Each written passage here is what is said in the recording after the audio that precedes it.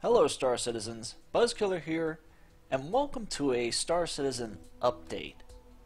Now this past weekend, CIG released not one, but 5 new ships as concept sales, and those ships are of course the Hull series by MISC. Now the Hull series are the dedicated cargo haulers, and they range in size from the Hull A, which is about the size of an Aurora, all the way up to the supermassive Hull E, which as you can see is actually longer than the Idris frigate. So these ships are extremely huge, especially the Hull E, and they've got a really novel approach to how they're hauling their cargo. Whereas all the other ships you see here carry whatever cargo they can, if they can carry cargo internally, the Hull series actually uses a sort of a spindle system. And what that means is the ships have these modular spindles that when the ship extends, fold out and allow the attachment of just about any type of cargo module you can think of. Starting off with the Hull A, you can see here it's got its 2 spindles, and when these spindles are empty, as I said, these ships fold up and they become smaller ships, making them much more maneuverable and probably pretty fast as well. But when they're fully laden down, they have these huge engines that are required to actually push them with their supermassive levels of cargo. Now, the Hull A, here it states it has a cargo capacity of 75, but there has been an update. So the latest specs actually bring it to 48 standard freight units, or standard cargo units, excuse me. Now the old system freight units is pretty much gone. They've said that by taking the freight units and dividing by 4, you can get about the correct cargo capacity of the other ships. But actually they've released an update just today with all the other ships that carry cargo listed and their actual freight units, and I'll show you that here in a bit later. But back to the Hull A. So the Hull A is 22 meters in length and has a mass of 14,000 kilos. It's also a one-crew ship, one-person ship, so it's going to be pretty easy to get started with. It shouldn't be too expensive, but considering the amount of cargo it carries, it's 75 standard freight units. Now this is in contrast to other starter ships like, say, the Aurora by RSI, which the standard Aurora carry 12.8 standard cargo units, and the CL carries 23. This thing carries 48, and so it's quite a big step up. Of course, being the dedicated cargo hauler, it's not as diverse in its abilities to do other things. Like the Aurora, you can set it up for exploration, for combat. You really can't do that with a ship. The ship only comes with 2 little size 1 weapons on a gimbal mount. But moving up from the Hull A, you have the Hull B. There it is. And the Hull B ups the ante. This thing carries 384 standard cargo units. It also has 2 TR-8 primary thrusters. It's 49 meters in length, has a mass of 67,000 kilos, and again a max crew of 1. Now they said that you'll have probably room for up to 2 people in the Hull A and Hull B. Now what's unique about the Hull A and Hull B are they're actually able to land with a full load of cargo, whereas the other ships, the Hull C and up, require a space station to dock with and unload their cargo before they fold their spindles up and make a planet-side landing. So I'm kind of curious to see how that's going to work. Of course, for weapons, the Hull B ups the ante from the size 1 gimbal to size 2, but it's still not a whole lot of weapons. So while this ship may be pretty good for secure cargo hauling, you're not going to want to go anywhere less than reputable without some kind of escort. But still, this is a pretty decent ship for a up-and-coming cargo hauler. Next up we have the Hull C, and you see the Hull C has a very different design from the Hull A and Hull B.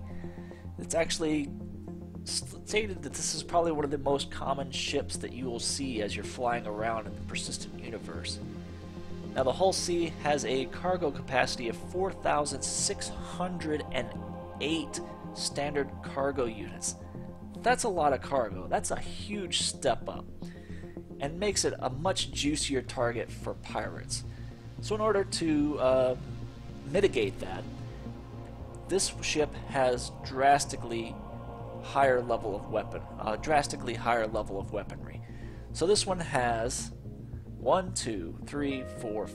6 size 2 gimbal mounted weapons and 2 size 1 gimbal mounted weapons.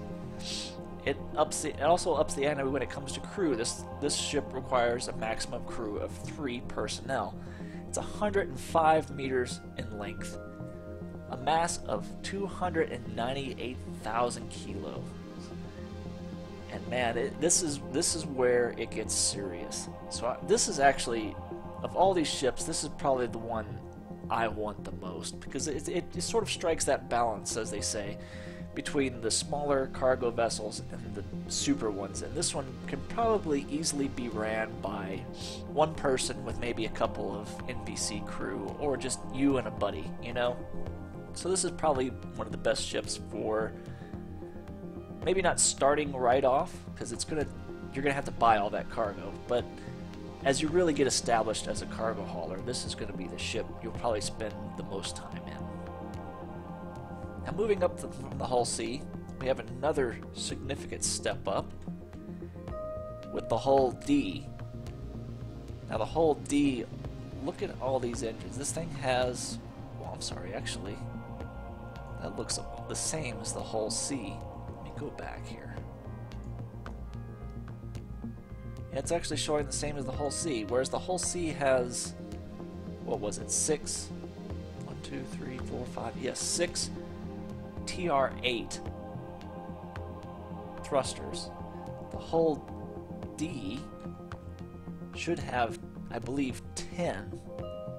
So obviously this is not actually the correct rear end for this ship. They've got the larger cargo capacity, but they haven't put the engines on the holo viewer for this ship, because it's supposed to have 8 TR10s. So it's missing 2 engines. And I believe I saw from the concept art that they actually have 2 engines on the top and bottom, and then 2 on the sides. So where those 2 single engines are would be dual engines. But moving on to the rest of the stats. Of course, the length is 209 meters. Now I'm not sure if these lengths are extended or retracted. I'm thinking extended. Either way, it's a huge ship. Mass of 1 million kilos. Holy crap. A max crew of 5. And the cargo capacity, while it's listed as 21,600, is actually 20,736, according to the new stats. So that's a lot of cargo. I mean, this thing's going to be probably run by organizations. I mean, like Tactical Advance. I'm part of Tactical Advance, and our primary function is exploration and trading. So this is probably going to be the type of ship that we'll want to run as a organization.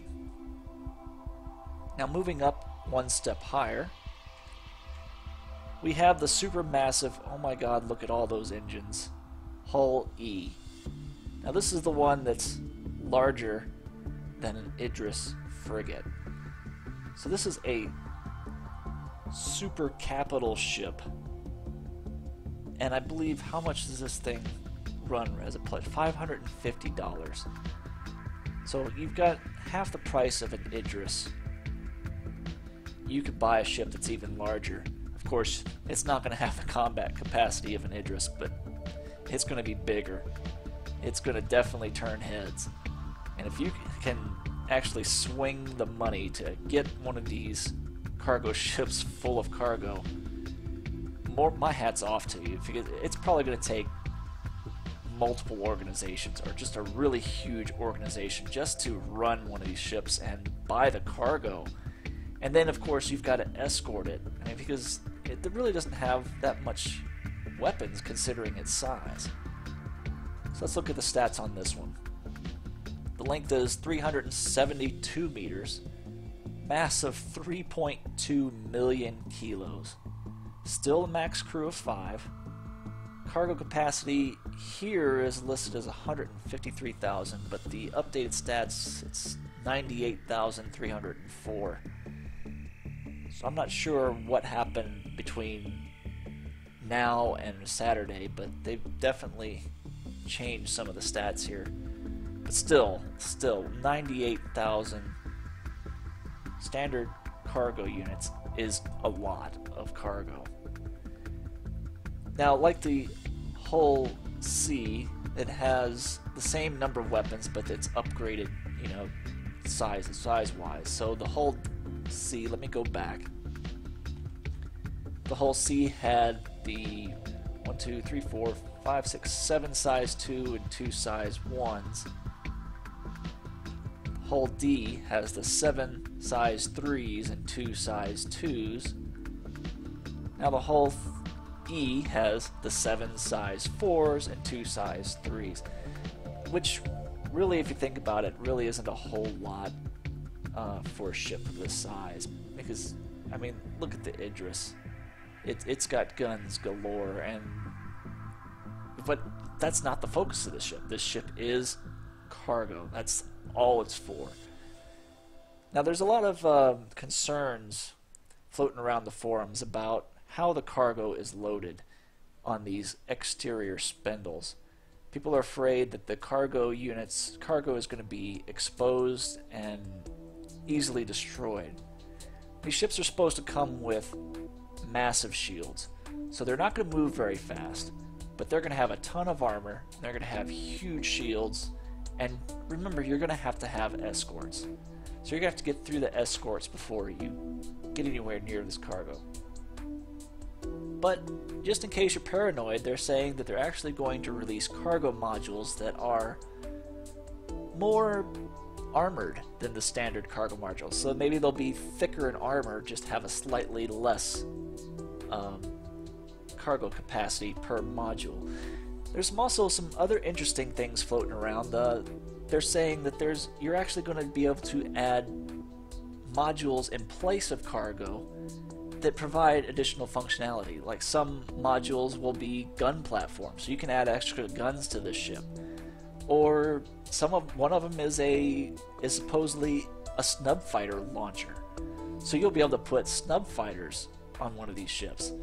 Now, a snub fighter isn't that big, so don't worry, it's not going to be some kind of pocket carrier. This thing, a few snub fighters isn't going to make much difference against the horde that's going to be coming after the ship. You're still going to have your escorts, but it's really nice to hear that they're having all these different types of cargo modules coming out. Now, along with the Hull series, they released these Q&A sessions. So Monday they released a Q&A session with the Hull A, and today they released one for the Hull B, and they're going to continue on for the rest of the week with the rest of the ships. So each day they're putting out another one of these question and answer sessions, which if you go to the forums you can sign up and look at and ask whatever questions you want, and they'll pick the best ones and put it on these and hopefully answer a few of the questions. But the one for the Hull A has some really good questions here, actually, and okay, take the first one. Can containers loaded into a ship's hull be used as external containers on other ships? And the answer is yes. Containers in the Star Citizens universe are fully standardized, meaning that the attach points found on the Hull series are also present on everything from the Aurora to the Bengal. So yeah, all the cargo containers are going to be standardized. You're going to have different types of cargo containers. You're going to have, like I said, more armored variants, the less armored variants, the liquid containers, like the tanks. You'll have those platforms for weapons and snub fighters, but who knows what ships are actually going to be able to hold those. So let's see what else is on here.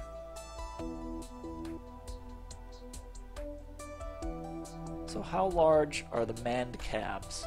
Are there multiple rooms, areas such as bathrooms, food prep, sleeping quarters, etc.?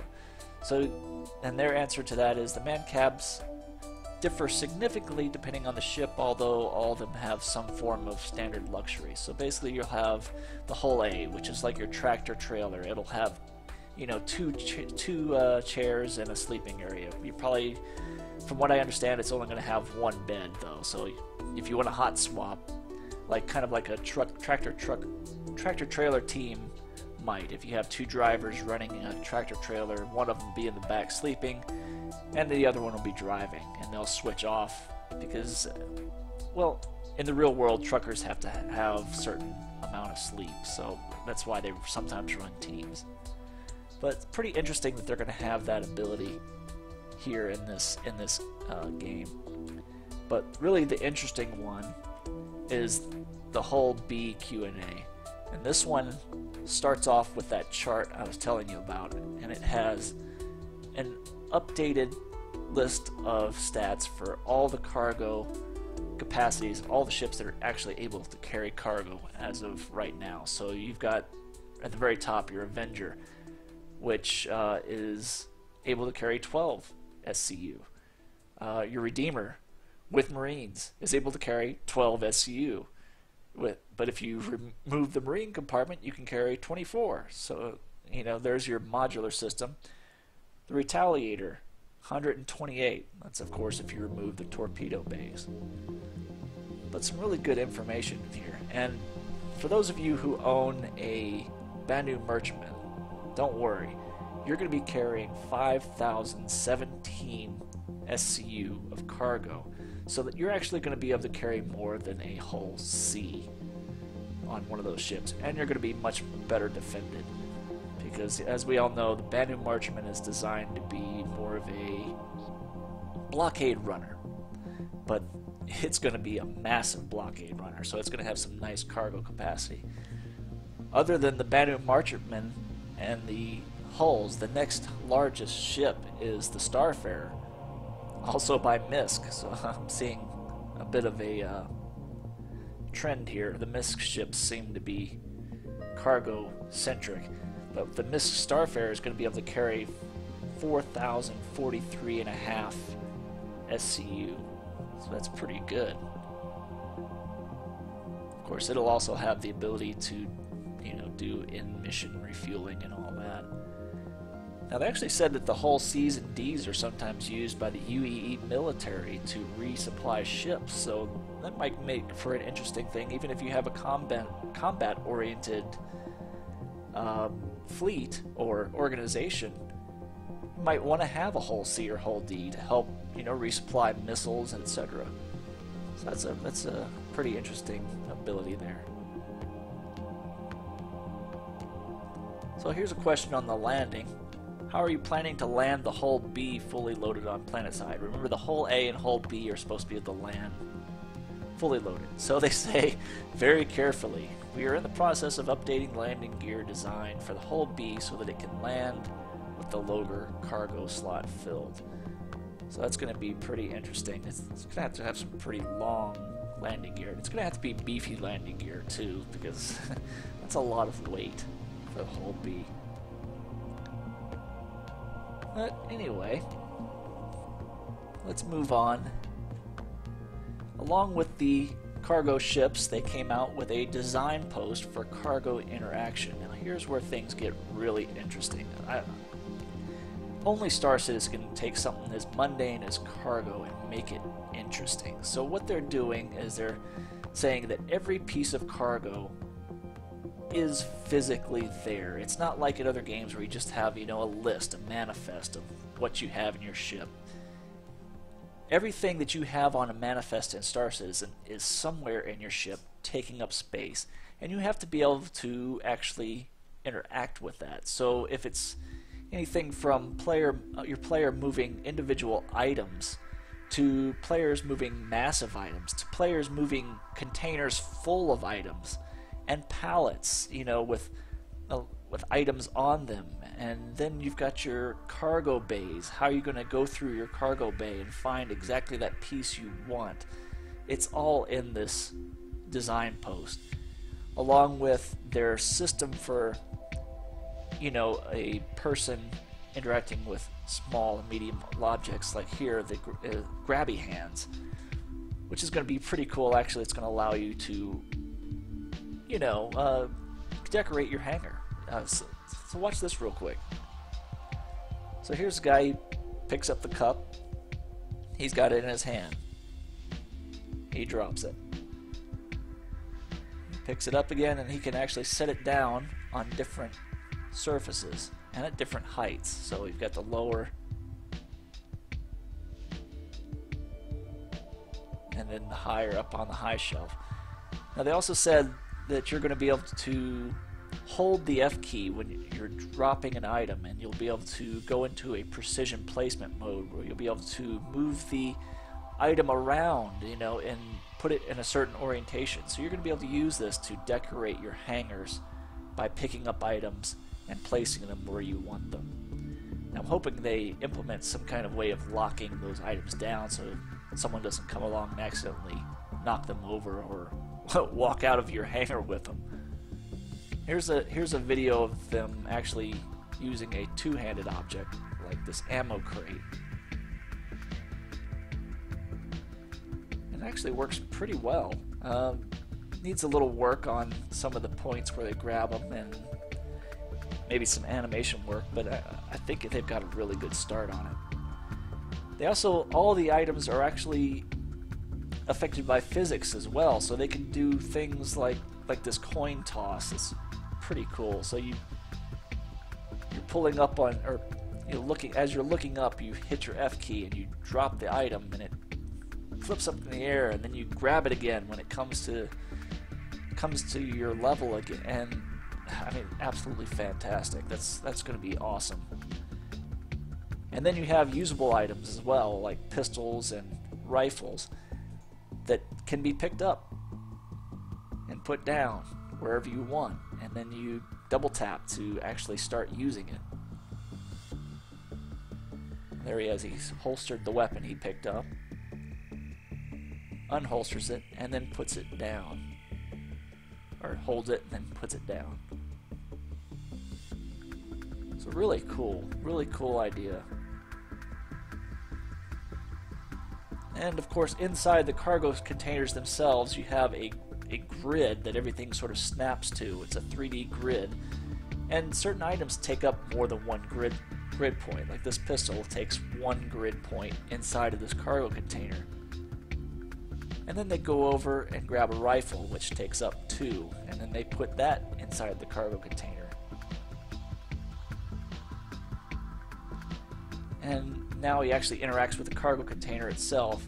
Now in the actual game, you're going to be using what's called a jack. It's a little portable tool that you plug into the cargo container that activates the cargo containers, well, whether it be anti-gravity or air, pneumatic lift, or whatever. The cargo jack is going to allow you to activate that cargo pod and move it around easily as one person. And they're saying some of these cargo pods are so massive that they're actually going to have to put a radar on the jack itself, which allows you to see around. But pretty much that's it in a nutshell. Here's the jack again I was telling you about.